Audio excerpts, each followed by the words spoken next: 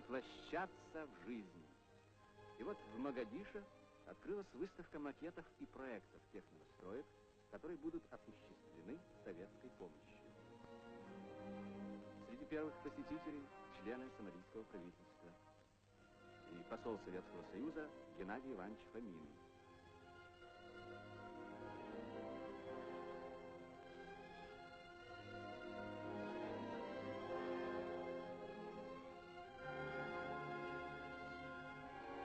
Новостроек много. Некоторые из них, как вот этот госпиталь, будут переданы в дар сомалийскому народу безвозмездно. А таким будет мясокомбинат на юге страны, там, где саванна выходит к океану. Вот здесь.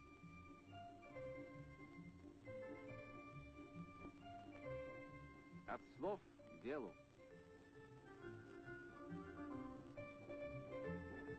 Главный инженер строительства Виктор Степанович Кисленко сюда, к экватору, приехал с Украины.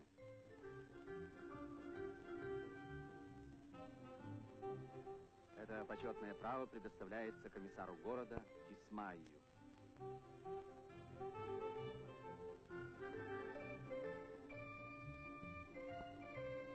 А в другом конце страны, в Могадишо, первый камень молочного завода закладывает министр экономики Ибрагим Фоод.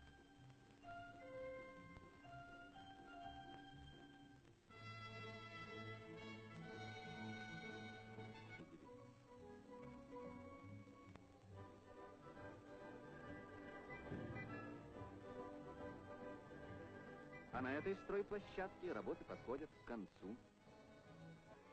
Здесь будут издаваться и печататься газеты и журналы Сомалийской республики.